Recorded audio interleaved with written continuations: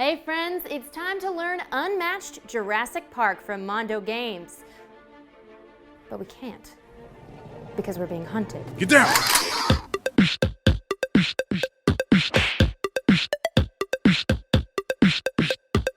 In Unmatched Jurassic Park, Robert Muldoon and a pack of raptors hunt each other to extinction.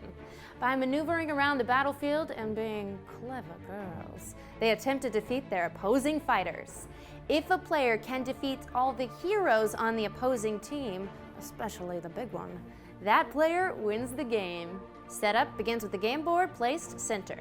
The battlefield contains circular spaces connected by paths. The majority of these paths allow two-way travel, but some are just one-way, labeled with an arrow. Additionally, each space contains a colored pattern or patterns denoting the zone it is in. Spaces with two patterns are considered to be in both zones. Next, each player chooses a team, either Robert Muldoon and the INGEN team, or the pack of 3 raptors. Each player takes their heroes and matching 30-card action deck, character card, sidekick tokens, health dials set to the starting health listed on the character card, and any special components like Muldoon's traps. Each player's team contains hero figures, Muldoon on the INGEN team and all 3 raptors on the raptor team. Muldoon also has sidekick tokens in the form of the INGEN workers. All figures are considered fighters, but only Muldoon and the 3 raptors are considered heroes. Each player shuffles their action cards to form a single draw deck, then draws a starting hand of 5 cards. This many. Assign a first player. The game suggests the youngest player, but we all know they'll just get eaten alive. Then they place a hero on the 1 space of the board. They may then place the other fighters on any space within that zone or zones. Multiple fighters cannot occupy the same spaces. The second player then follows suit on the 2 space of the battlefield. And now, the hunt can begin. Let's look at the action cards real fast. Each action card has a type, either attack, defense, scheme, or versatile, which is an attack or defense. A card value, a character label, which denotes which fighter can use the card. This doesn't matter for the Raptor deck, but it does matter for Muldoon and the INGEN fighters. A name, an effect, and a boost value. More on what all these mean in just a sec. Gameplay occurs in turns, beginning with the first player. On their turn, the active player must take 2 actions. Actions include maneuver, scheme, and attack. They may take the same action twice. Let's review these actions. First, the maneuver action. This has 2 steps, the first of which requires a player to draw a card from their deck into their hand. A player may have any amount of cards in hand during their turn, but at the end of their turn, they must discard down to 7. The second step, which is optional, allows a player to move each of their fighters, one at a time, a number of spaces equal to the move value on their character card. Fighters must obey path restrictions when moving to adjacent spaces. Fighters may move through allied spaces but cannot end their move in an occupied space. When moving, the player also has the option to boost their move value.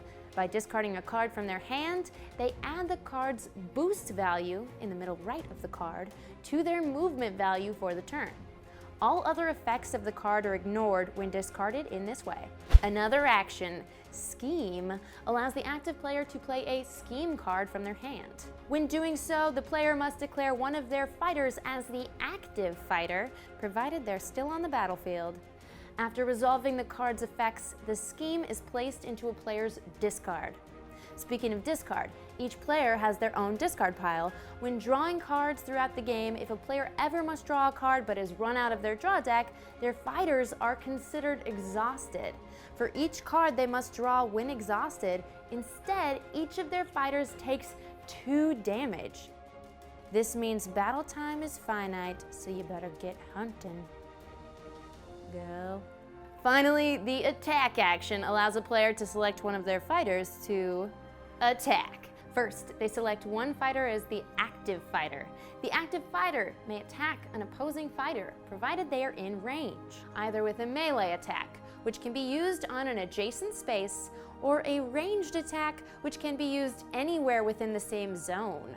They then place an attack card from their hand face down on the table. The defending player may then, if they choose, place a defense card face down as well. Once both players have chosen their cards, they reveal them simultaneously. The cards used may resolve immediately, during combat, or after combat, depending on the card text. If both cards resolve in the same step, the defending player's card goes first. Combat is then resolved. During combat, the attacker deals damage equal to the value on their played card, which is mitigated by the value on the defense card. For each damage dealt, the defending player lowers their fighter's health on their health dial. After all effects are resolved, both cards go into their owner's respective discard piles. If a fighter is ever reduced to 0 health, they are defeated and removed from the battlefield. If a player's heroes have all been defeated, they lose the game. For the INGEN team, this means if Muldoon dies. But in the case of the Raptors, all 3 of them must be defeated before they lose. And that's the basics of Unmatched Jurassic Park. I'm Becca Scott, and I hope you had a good time learning this game from Mondo Games. We'll see you at the next one. That is, if you're a clever girl. You can't say it too many times!